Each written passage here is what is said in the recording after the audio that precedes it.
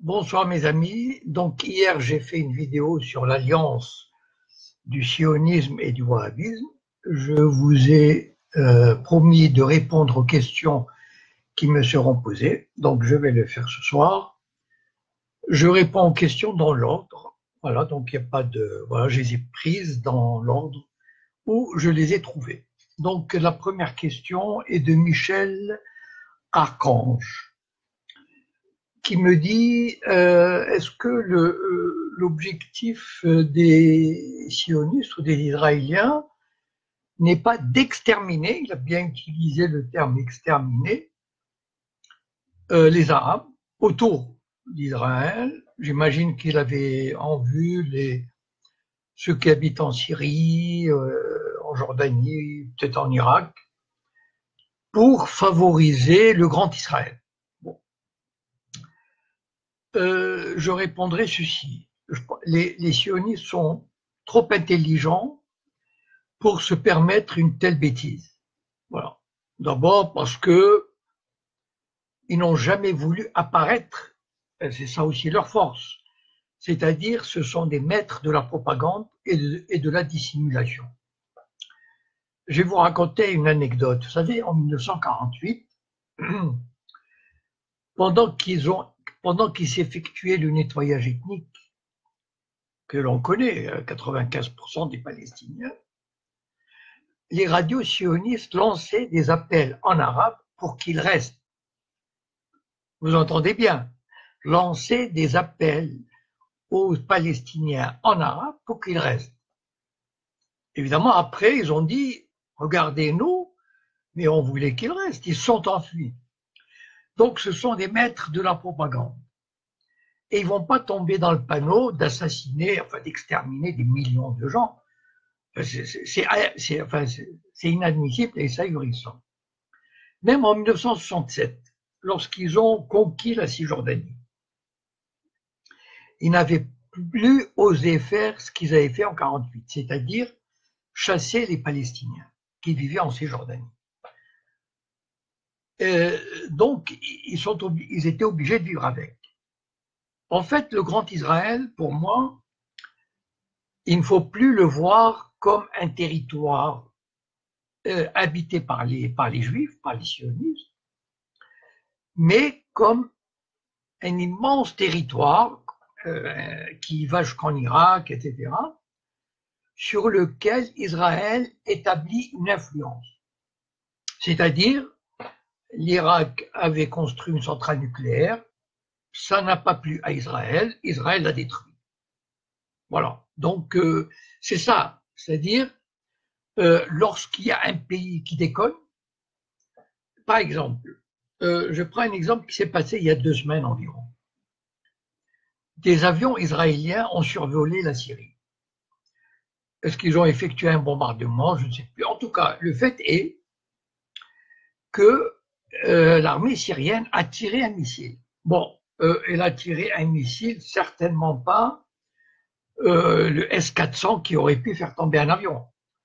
Disons, ils ont tenté un petit missile, genre on est là. Et vous savez ce que le ministre de la Défense israélien a dit?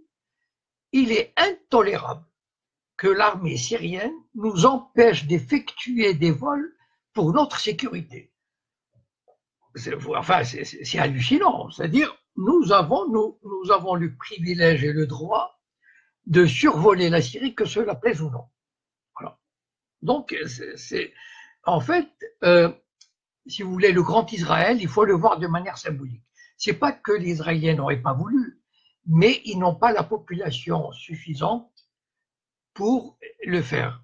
Alors, déjà que avec la Cisjordanie, ils ont de quoi s'occuper. Et ils n'ont pas de réserve d'habitants, de population pour mettre des... Je vais vous raconter une anecdote amusante. Vous savez, il y a un organisme en Israël qui s'occupe de retrouver les tribus perdues d'Israël, bon, soi-disant qu'il y aurait des tribus perdues. Et ils en ont trouvé une en Inde qui s'appelle les Bnei Ménaché. Ils ressemblent à des Indiens. J'en ai vu quelques-uns dans le sud d'Israël. C'est assez marrant parce qu'ils ressemblent vraiment à des Indiens. Sauf que, bon, je sais pas, on leur a trouvé quelque chose de juif. Et il y a quelques jours, il y a tout un avion qui a débarqué, je sais pas, 300 personnes, mais ils sont pas vraiment juifs. C'est-à-dire que quand ils sont arrivés, la radio sioniste a déclaré qu'ils allaient suivre un processus de conversion. C'est-à-dire que, bon, voilà, vous n'êtes pas vraiment juif, mais enfin, vous considérez un peu juif.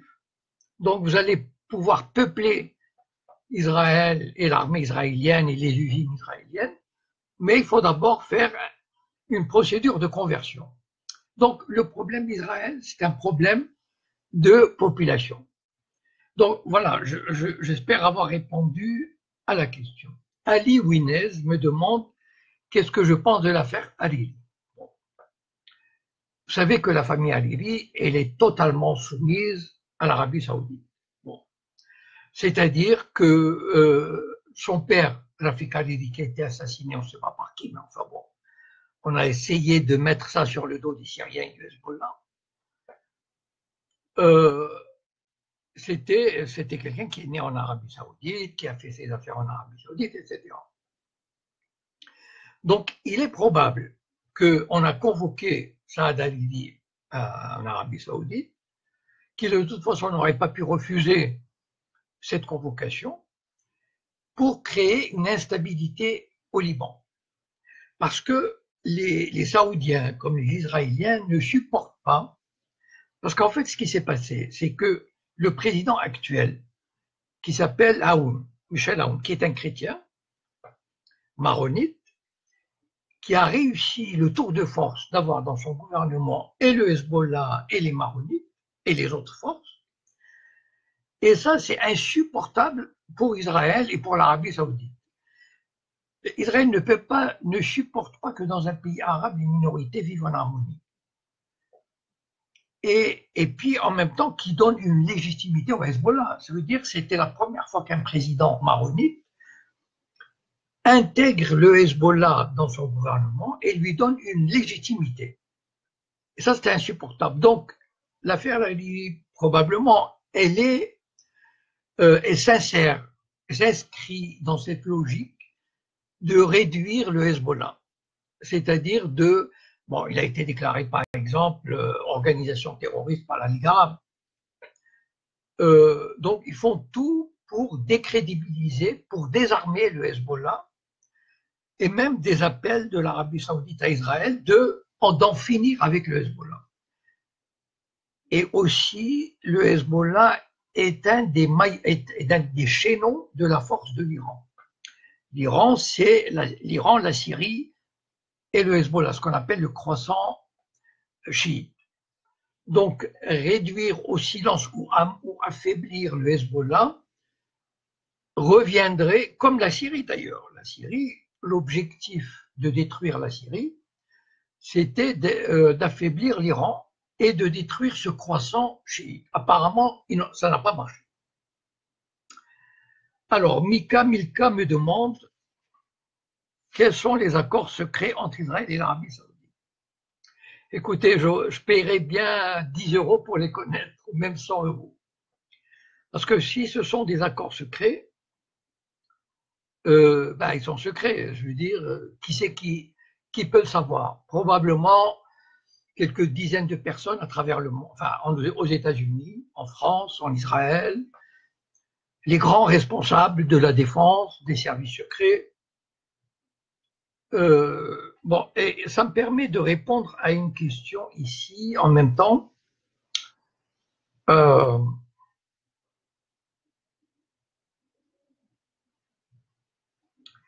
oui, oui, voilà. Alors, je crois que c'est Kenini Abdellatif.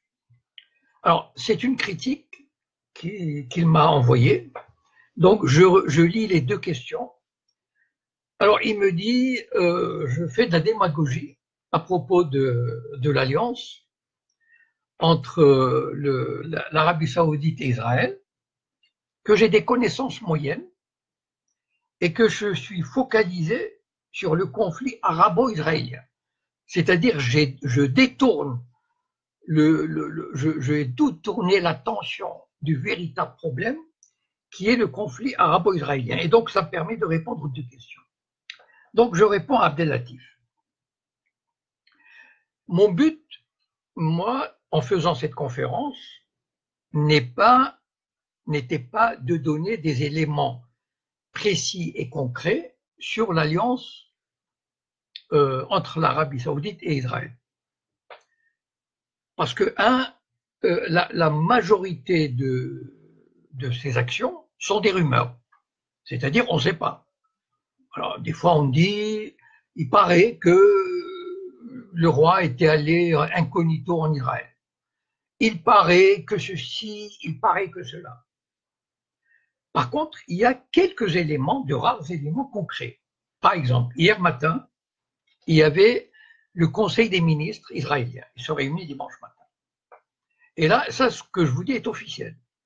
Il y a un ministre très important de ce gouvernement, Steinitz, je crois qu'il est ministre de la Sécurité, ou quelque chose comme ça, enfin, en tout cas, un ministre important. Il a déclaré au Conseil des ministres, j'ai rencontré secrètement des responsables saoudiens. Voilà, ça, c'est un fait. Bon, maintenant, moi, personnellement, qui suis l'actualité de manière assez rapprochée, je sais qu'il y a des tentatives plus discrètes, plus ou moins cachées, etc. Moi, je regrette, je ne vais pas les répertorier. Ce qui m'intéresse, moi, c'est de voir que depuis de nombreuses années maintenant, il y a une alliance qui se dessine. Voilà. Une alliance qui se dessine, et je tente de mettre ce fait dans le cadre global du conflit israélo-palestinien et de l'avenir de la Palestine. C'est ça qui m'intéresse. Parce que bon, que l'Arabie saoudite s'allie avec Israël, en quoi c'est intéressant? C'est pas parce que, en fait, le problème, c'est que la plupart des faits sont l'objet de rumeurs, encore une fois. Donc, j'aurais pu noter depuis 3, 4 ans ou 5 ans les petits trucs comme ça, et je vous aurais fait une liste de ce qui s'est passé concrètement et officiellement, et des rumeurs. Ça nous aurait avancé à quoi? Ce qui est important, enfin, à mon avis, maintenant, il y a Internet, il y a Google, il y a YouTube. Si des gens veulent connaître des faits, d'autres faits plus concrets, ben libre à eux. Moi, je fais de l'interprétation, c'est-à-dire, moi, disons, je fais une analyse politique, diplomatique, historique, et j'essaye de montrer en quoi, pourquoi cette alliance, qu'est-ce qui l'a amené, en quoi elle est non naturelle, ça veut dire elle est artificielle, combien de temps elle pourrait durer et dans quel but. Donc voilà ce qui, moi c'est ça qui m'intéresse. Et donc celui qui me demande, Milka, quels sont les accords secrets, je n'ai aucune idée, puisque de toute façon ce sont des accords secrets. Bon, en fait c'est que depuis de nombreuses années, j'imagine que des ennemis aussi irréductiblement hostiles. Parce que je suis sûr que l'Arabie saoudite, en tout cas les Saoudiens, fondamentalement étaient sinon antisémites, en tout cas antisionistes. Et donc, et les Israéliens, enfin, détestent les Arabes, enfin, ils méprisent les Arabes. Donc, probablement qu'ils sont arrivés petit à petit à créer des canaux de communication, à s'échanger des informations, à montrer leur bonne foi, l'intérêt qu'ils ne jouent pas l'un contre l'autre, parce qu'après tout, Israël aurait pu tendre un piège à l'Arabie saoudite, l'Arabie saoudite aurait pu tendre un piège à Israël, etc. Donc ça a demandé des années de rapprochement, de négociation, etc.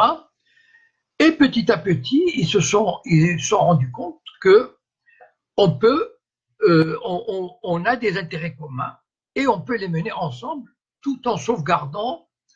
Je vous ai dit hier que aucun pays arabe, même ceux qui ont fait la paix, ça reste une paix froide. Donc les pays arabes ne peuvent pas se permettre encore aujourd'hui d'officialiser une quelconque relation avec Israël. Voilà, je crois avoir répondu un monsieur, Abdellatif Kinini et Amilka, et je profite de l'occasion pour répondre à Choukri Shelhot qui me dit, puisque c'est à peu près dans le même objectif, croyez-vous à un risque de guerre imminent entre l'Arabie Saoudite et l'Iran? Il aurait pu ajouter Israël, parce que, vous savez, l'Arabie Saoudite, et il y avait une expression à l'époque de la Chine de Mao Tse-tung. Vous êtes jeune, vous n'êtes pas sans, enfin, vous ne la connaissez probablement pas, mais Mao Tse-tung, dans les années 50 et 60, devant la menace américaine, il disait l'Amérique est un tigre en papier. Voilà, bon, ça c'est une formule très célèbre de l'époque, un tigre en papier. Moi, pour moi, l'Arabie Saoudite est un tigre en papier, même un chameau en carton. Pour moi, l'armée saoudienne, enfin, elle ne vaut rien, elle ne vaut pas grand-chose. Qu'est-ce qu'ils font au Yémen? Est-ce qu'ils ont envoyé des troupes au sol? Ils bombardent. Bon, ça, c'est vraiment à la portée de n'importe quel imbécile. Maintenant, je suis sûr et certain qu'ils ont acheté pour je sais pas, des centaines de milliards de dollars d'armement ultra sophistiqué. Mais cet armement, la clé de cet armement, il est à Washington. Est-ce que vous croyez que les Américains vont vendre des armements aux Saoudiens dont ils pourraient disposer librement? Vous savez, il faut avoir une technologie, une capacité extraordinaire pour utiliser ces armements. Donc, l'Arabie Saoudite toute seule face à l'Iran, l'Iran n'en ferait qu'une bouchée. Par contre, l'Arabie Saoudite peut compter l'armée israélienne. Ça, c'est une des meilleures armées du monde. Voilà. Donc, l'armée, c'est pas seulement une question d'avoir 500 avions, 2000 tanks, etc. Je veux dire, l'Arabie Saoudite n'a jamais fait une guerre. On connaît la valeur de l'armée égyptienne, l'armée syrienne, l'armée irakienne, mais l'armée saoudienne, pour moi, elle vaut pas grand-chose. Par contre, l'Arabie Saoudite compte probablement sur Israël pour attaquer l'Iran. Maintenant, je pense que la guerre contre l'Iran est presque inéluctable. C'est-à-dire, à un moment donné, ils vont peut-être la faire. Vous savez, il y a 3-4 ans, Israël a failli attaquer l'Iran, soi-disant pour la production nucléaire, etc. On était presque à 2 doigts de ça. Maintenant, il est probable, vous savez, ça doit démanger les Israéliens et les Saoudiens de faire la guerre à l'Iran. Bon. Mais il faut attendre, d'abord, est-ce qu'on peut remporter une victoire? Bon. Quelles seraient les réactions de l'Iran, par exemple? Est-ce que l'Iran peut éventuellement détruire les installations pétrolières d'Arabie Saoudite? Est-ce que l'Occident peut supporter un truc pareil? Enfin, je veux dire, imaginez, enfin, je veux dire, l'Iran, c'est pas. Attendez, enfin, je veux dire, ils ont mené une guerre contre l'Irak qui a duré 7-8 ans. Et donc, ils ont des moyens de pression énormes, les Iraniens. Ils peuvent bloquer le détroit d'Ormuz, par exemple, par lequel passe le pétrole de tout le Golfe. Donc, ils peuvent, en fait, donc ce sont des éléments, il faut en tenir compte. On ne fait pas la guerre comme ça parce que les répercussions peuvent être très lourdes sur l'Occident et sur l'Arabie Saoudite. Par contre, ils peuvent essayer d'affaiblir l'Iran, comme ils l'ont fait avec l'accord sur le nucléaire, etc. L'Iran a subi un embargo qui a duré 20 ans, enfin bon. Donc, voilà, bon, on sait que de toutes les façons, maintenant, il y a une partie d'échec agressive, militaire, entre, d'un côté, l'Arabie Saoudite et Israël et l'Iran. Ça, voilà, ça peut prendre la forme d'une guerre contre le Hezbollah, contre la Syrie, ça n'a pas marché, il peut y avoir des escarmouches, enfin bon. c'est difficile à prévoir. Voilà. Mais je pense que l'Arabie Saoudite, à mon avis, ne s'en tirera pas aussi facilement parce que elle est très vulnérable, l'Arabie Saoudite, au niveau du pétrole. Voilà. On peut quasiment facilement détruire 50% de ces installations en quelques jours. Donc,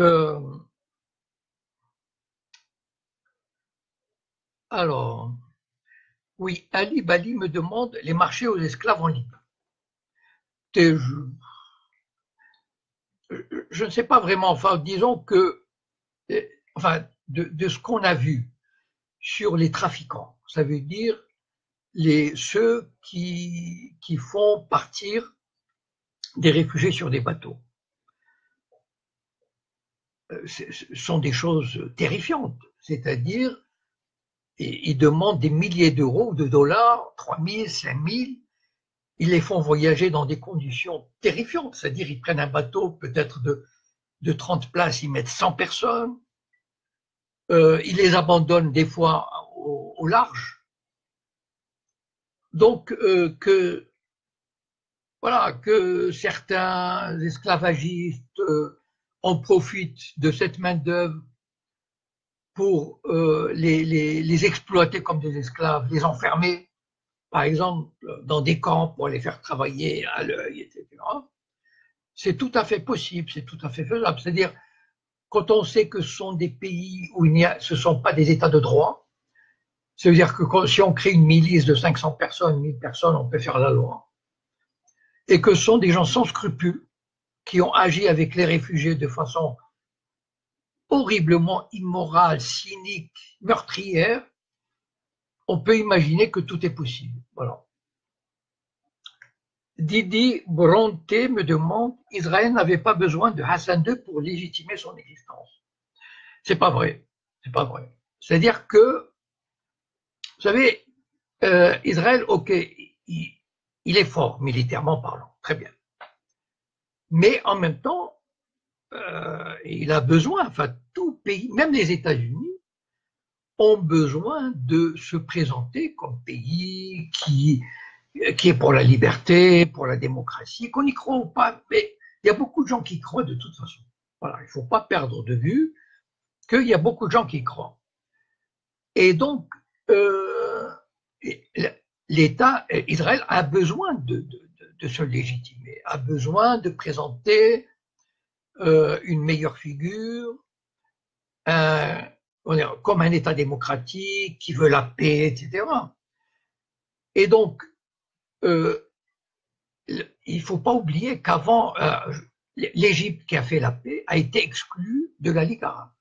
C'est-à-dire que pour Israël, elle savait à l'époque, c'est-à-dire des années 80, début des années 80, qu'il était totalement détesté, mais alors vraiment on voulait avoir aucun contact avec ce pays. Et là, tout à coup, en 86, le Maroc reçoit le Shimon Peres et Yitzhak Rabin officiellement, ouvertement. Bien sûr, il y a des protestations, mais c'est une brèche extraordinaire que le Maroc a ouverte en faveur d'Israël. Alors, ce n'est pas vrai qu'Israël n'avait pas besoin. C'était un coup fantastique. C'est-à-dire habitué. Vous savez, aujourd'hui, j'en regrette de le dire, mais il y a beaucoup d'intellectuels, notamment au Maroc, par exemple, ou l'Algérien, l'écrivain algérien, ou au Maroc, enfin, c'est malheureux à dire, mais qui disent, bon, après tout, on peut discuter avec les Israéliens, etc. Enfin, c'est hallucinant. Moi, je leur dis, c'est pas la question de discuter. Est-ce qu'on peut discuter avec un État qui colonise la Palestine? Voilà. Qui lâche la Palestine et après on peut discuter. La question est, voilà, c'est aussi simple que ça. Mais, vous savez, il y a des centaines d'étudiants marocains qui vont faire des études en Israël. Enfin, c'est hallucinant. C'est-à-dire qu'en fait, il y a une normalité qui s'est installée. Et donc, ça favorise cette espèce de... Finalement, on oublie la Palestine. Voilà. Et donc, on se dit, Israël est un État presque normal avec qui on peut discuter. Donc, la question de la légitimité, moi, je suis convaincu qu'elle était très importante pour Israël. Bon, maintenant, pourquoi le Maroc a fait ça? C'est pas par, je crois pas au mot de traître. C'est pas, Hassan II n'était pas un traître. C'est-à-dire, moi je pense qu'il était obligé de le faire. Voilà. C'est-à-dire que qui détient les cordons de la bourse au niveau international? L'Amérique. Dans les années 86, le Maroc avait maille à partir avec le Sahara occidental. C'était un gros problème. Et le Maroc était dans une situation très très difficile sur le plan diplomatique, militaire, etc. Donc pour avoir de l'air, pour avoir un appui, probablement que l'Amérique et Israël ont dû lui dire, voilà, si vous faites ça, eh ben on vous aidera pour le Sahara occidental, avoir des prêts, etc. Voilà. Et Hassan II, peut-être à l'époque, il ne pouvait pas faire autrement. Voilà. On peut imaginer. Donc, voilà, je continue. Alors, Néo Taclite me dit, Sadat n'était pas un traître. Non, enfin, encore une fois, vous savez, Sadat a quand même lancé la guerre de 113, avec un peu d'intelligence et de courage. Enfin, je ne vais pas refaire l'histoire de la guerre de 113, mais les Israéliens étaient bluffés. Vous savez, les Israéliens avaient construit une espèce de ligne Maginot sur le lac, sur le canal de Suez, avec des secteurs renforcés, etc., etc. Mais ils ont brisé cette ligne et ils ont foncé dans le Sinaï. Donc, enfin bon. Donc, je veux dire, Sadat, il a quand même, il a sauvé l'honneur de l'Égypte cette année-là avec cette guerre. Après, bon, voilà, qu'est-ce qui arrive? Vous savez, les pressions, voilà, par exemple, peut-être c'est un pays qui avait besoin, l'Égypte est toujours un pays quasiment qui mendie. Voilà. Comment on a fait tomber Morsi? Bon, ben, tout simplement en coupant les cordons de la bourse, en créant des restrictions artificielles, etc. Et voilà, les difficultés. Quand Morsi est tombé, l'Arabie Saoudite a donné 10 ou 15 milliards de dollars. Donc, voilà, un pays comme l'Égypte, on peut facilement l'étrangler. Alors, quel est le choix d'un dirigeant politique? C'est toujours difficile à dire pour qualifier quelqu'un de traître ou pas. Voilà. Bon, il est évident que probablement que Morsi, s'il était resté, s'il avait consolidé ce pouvoir, aurait eu moins de sympathie pour Israël et aurait cherché à éliminer ou à réduire les liens avec Israël. Mais bon, c'est peut-être pour ça aussi qu'il a été renversé. Alors, je pense que voilà, c'est la dernière question de Siraj Miles. Il me dit possible une guerre contre le Hezbollah financée par l'Arabie. Bon, je crois que j'ai répondu à cette question. Financée par l'Arabie, vous savez, il y a peut-être des accords financiers entre Israël et l'Arabie. On en a parlé, mais encore une fois, c'est toujours des rumeurs. C'est-à-dire, voilà, qui peut savoir ce qui se passe réellement? Est-ce qu'Israël a besoin d'être financé pour combattre le Hezbollah? Voilà, je crois pas. Pourquoi faire une guerre contre le Hezbollah alors que celle de 2006 n'avait rien donné? Et que pour Israël, ça a été ne pas remporter une victoire écrasante et totale.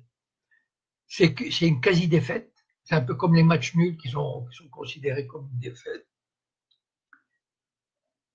Par contre, la suite de sa question, c'était désarmer le Hamas. Bon.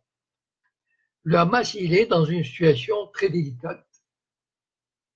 Vous savez que le Hamas, je ne sais pas si vous vous souvenez de Carter, Jimmy Carter, l'ancien président des États-Unis. D'ailleurs, on ne l'entend pas du tout. Pourquoi?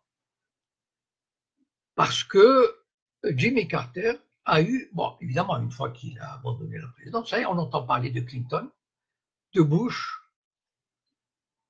mais jamais de Jimmy Carter. Alors qu'il est vivant, il se porte bien. Pourquoi? Parce qu'il a eu l'audace d'aller à Gaza, de discuter avec les dirigeants du Hamas, à Gaza ou ailleurs, et de dire que le Hamas veut la paix. Mais une vraie paix, pas la paix comme celle qu'on offre à l'autorité palestinienne. Mais c'est ça justement, il ne faut pas qu'on l'entende. Voilà. Il faut étouffer sa voix. Le Hamas, dans l'esprit de l'Occident, il faut dire que le Hamas est un mouvement terroriste qui ne veut pas la paix. Donc, Jimmy Carter, qui a lancé plusieurs fois cet appel, n'est pas entendu, n'est jamais entendu, parce qu'on veut étouffer cette voix qui veut donner une autre image du Hamas. Maintenant, le Hamas, il est quasiment, enfin bon, je veux dire, militairement parlant, c'est pas, enfin, je veux dire, il peut pas faire grand-chose. Bon, désarmer le Hamas, c'est-à-dire, si le Hamas rentre dans le gouvernement de l'autorité palestinienne, il perdra sur tous les tableaux. C'est-à-dire, il aura quelques postes et ça serait vraiment terrible parce que ça serait la fin de toute forme de résistance. Mais en même temps, il paye cher sa résistance. Le peuple gazaoui paye cher. Marqué le peuple palestinien aussi, en Cisjordanie. Mais bon, au moins, ça veut dire ils ont cette illusion que il y avait une formule célèbre pour les habitants de Gaza. Il y avait un général israélien qui avait dit on va les mettre suffisamment au régime, les Gazaouis, pour qu'ils ne crèvent pas, mais qu'ils ressentent chaque jour. Vous savez, par exemple, les Gazaouis, aujourd'hui, ils ont 4 heures d'électricité par jour. Qu'est-ce que vous pouvez faire avec... Comment imaginer, comment on peut vivre avec 4 heures d'électricité par jour? Est-ce qu'on peut avoir un frigo? Est-ce qu'on peut faire une machine à laver? Est-ce qu'on peut faire une opération dans un hôpital? Enfin, c'est horrible. Mais voilà, c'est-à-dire il faut éviter une catastrophe humanitaire, mais juste. Voilà. Et donc, voilà, c'est ça le dilemme du Hamas. En même temps, il est poursuivi dans Cisjordanie. Vous savez, c'est ça qui est terrible. Ça veut dire la collaboration sécuritaire, entre guillemets sécuritaire, entre l'autorité palestinienne et Israël. Enfin, c'est terrible. Ça veut dire que les forces de sécurité palestiniennes, leur but, ils ont 2 buts. Un, protéger l'économie. Et 2, poursuivre les militants du Hamas et du djihad islamique. Voilà. Je crois avoir répondu à toutes les questions. Donc, je vous informerai de la prochaine vidéo. Je vous souhaite une bonne soirée et puis à la prochaine. Merci.